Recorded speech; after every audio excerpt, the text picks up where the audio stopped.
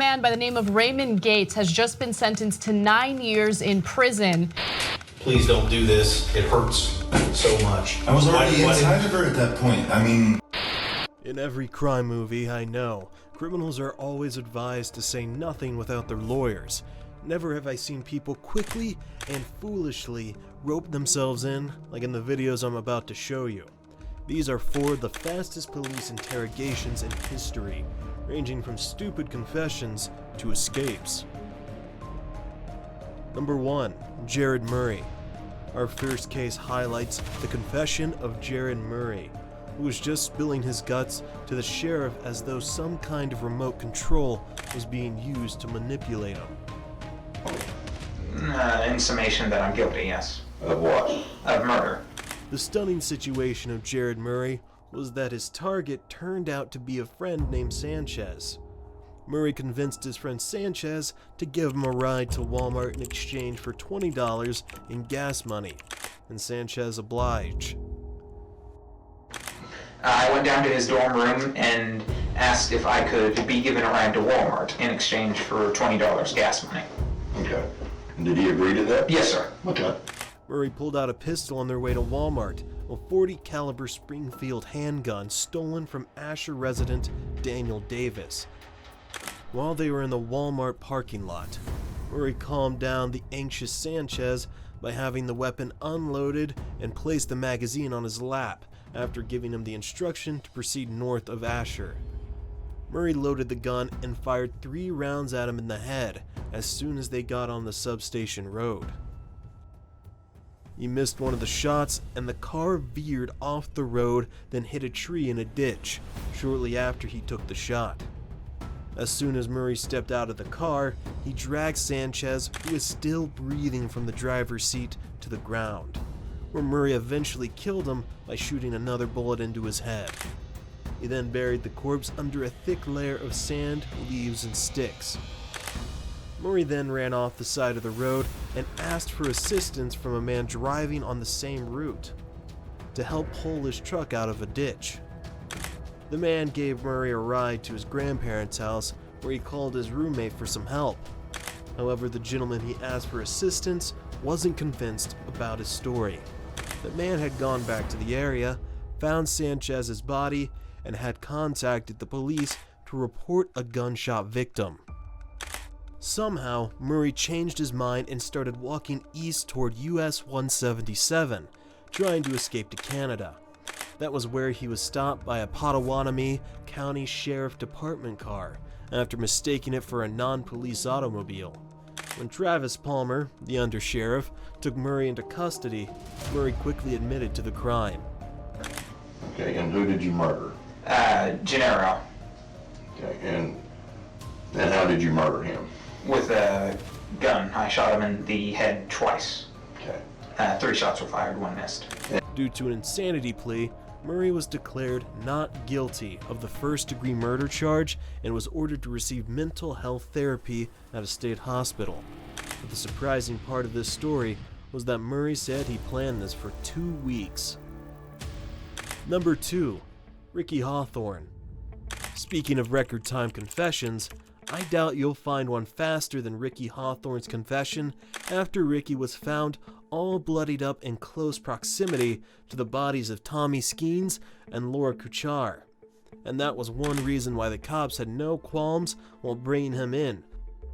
Because it was obvious that Laura had been abused and Ricky's DNA had also been discovered there. Hey, listen. Yeah, I did. I did.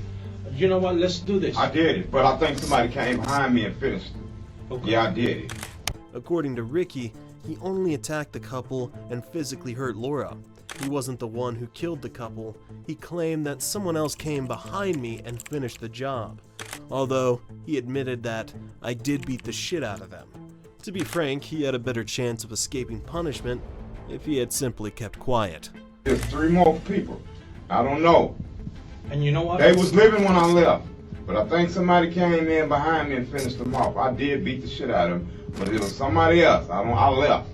Ricky was later found guilty of first and second degree murder as well as battery and assaults on Laura after it was discovered that the pair died as a result of the wound they received from him. This was in despite of his denials.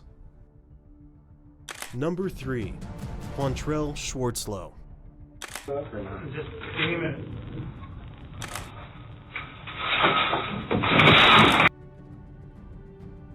A video of Quantrell D. Schwartzlow jumping out of a window at the Rocky County Sheriff's Office has amused tens of thousands of people. But there was a hideous, awful narrative behind why he was in that room. Quantrell Schwartzlow was arrested at Warford Vile High School on child pornography and sexual assault allegations. And when he was first brought to the Rock County Sheriff's Office, he refused to speak without a lawyer present. When a deputy took him to a jail cell, he changed his mind and asked to be returned to the interview room, where he was left alone. Once he was alone, Quantrell then jumped out the window, a 12-foot drop in total, and then ran for 4 hours before police caught up with him at a friend's house in Janesville. Deputy District Attorney Perry Foltz stated at Schwartzlow's sentencing in Rock County Court that the man choked a young woman until she passed out and then sexually attacked her while claiming he was trying to make her feel better. In addition to other charges, Quantrell Schwartzlow was also charged with eluding capture. Number 4. Raymond Gates. Columbus, Ohio man by the name of Raymond Gates has just been sentenced to 9 years in prison for his involvement of a rape. While Schwartzlow was caught trying to escape, Raymond Gates must have thought, what good is escaping? I might as well screw myself over and save everybody some time. It may surprise you to learn that Gates' victim was a 17-year-old girl. It's really concerning, and we hope that the sentencing provides her some closure. Marina Lonina is the name of his victim's acquaintance, a 19-year-old woman from Columbus. She and her friend, a 17-year-old girl, first spotted Raymond Gates while out shopping, and the three of them returned to his house the next day and drank heavily.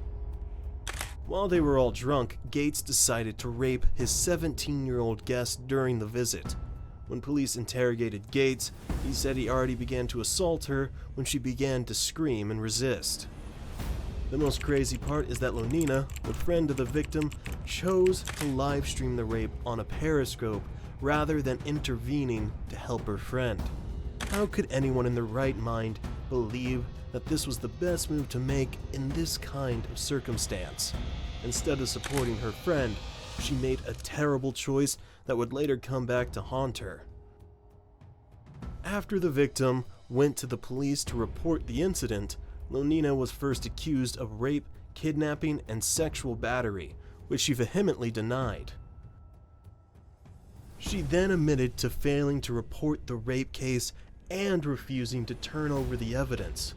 She received a mere 9-month prison sentence for her crimes, while Gates received a 9-year sentence for his.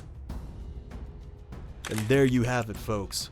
This has been the fastest confessions from suspects. Some out of insanity, while others were out of pure stupidity. Anyways, let me know what you think in the comment section below.